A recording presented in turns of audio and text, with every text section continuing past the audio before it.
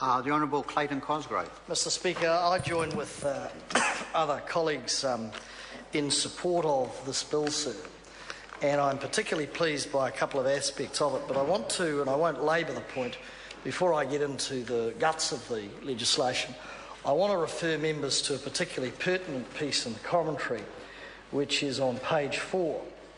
We recommend amending new section 9B3E to expand on problems defining them as situations where a credit contract has been breached or may be breached. We also recommend requiring lenders to treat borrowers, quote, in an ethical manner, unquote.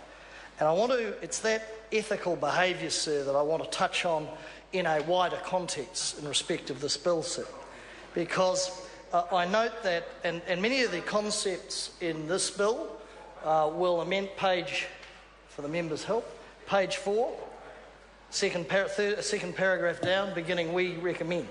No pictures. No pictures, a few large words, but we'll get over that.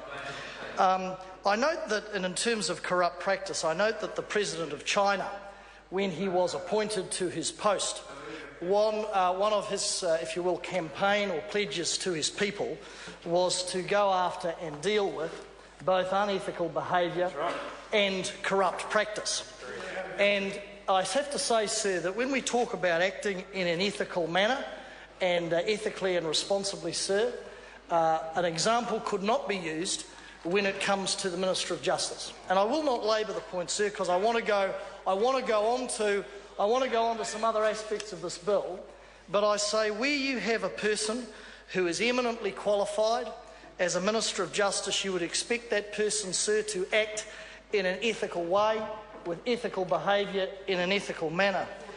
Ordinarily you would, sir, especially, sir, we've talked about, the Chairman of the committee has talked about those people who should be educated in respect of financial literacy, so they are qualified to make appropriate decisions when it comes to lending, sir. But in the same way, you'd expect a person like Judith Collins, a Minister of Justice, a lawyer, sir, a senior member of the Parliament, to conduct herself in a way where she could not be accused of unethical behaviour, where she could not be accused of corrupt practice, where her reputation could not be besmirched as the leading justice official in this House, sir, apart from the Attorney-General. However, when we look at the track record on the proceedings of the House today, sir, when we look at that, sir, sir, does not fit a definition even in this legislation. Oh, they may not like it, sir. They may not like it, and it is germane to this legislation. Her conduct today does not fit in any way, shape or form the words contained in this bill, acting in an ethical manner. It is not ethical, sir, in relation to this bill, to attempt to enrich oneself, one's husband, by one's actions as a member of this chamber and as a minister. If it is ethical, then that is corrupt practice. And I call that behaviour, sir, and the Minister of Justice's behaviour in this House today, backpedalling, corrupt practice, where she will not name officials. Order. It is not proper to allege that a member of this House is corrupt, and from now on the member will come back to the substance of the bill. We're on a second reading, and I refer to the member to Speaker's rulings on page 110, and we will not have any cause where a member talks about another member as acting in a corrupt manner. The Honourable Clayton Cosgrove. Appreciate your advice, Mr Speaker. Appreciate it as well. Ethical behaviour and ethical standards are very important in this House, sir. And in order to be ethical, sir, lenders, and it talks about treating people with respect here, and there are a number of disclosure provisions within this piece of legislation. So I put it to you, sir, that in order to be ethical, in order to not be accused of corrupt practice if you're a lender or a borrower or any other individual in the community, sir, you have to be transparent, you have to be ethical, you have to tell the truth, and you shouldn't change your story every 5 minutes, as we've seen in the last hours in this chamber, sir. But moving on, sir, moving on, for the record, moving on. One thing I'm particularly pleased about in this bill, sir, if we look for the benefit of the Minister over there, page 7, under content of continuing disclosure, and we'd love a bit of that when it comes to the Minister of Justice, wouldn't we? A bit of continuing disclosure, is where the recommendation of inserting new clause 13A to provide for regulations to prescribe minimum repayment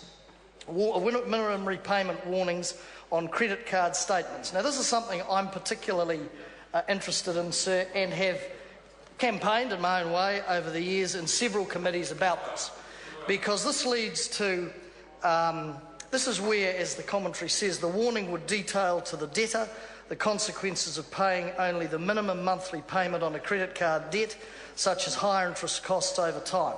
Now, the problem with this, and the Aussies have had this for several years, when we talk about financial literacy, it is incumbent on this Parliament to assist those who often cannot, sometimes will not, but often as not cannot assist themselves.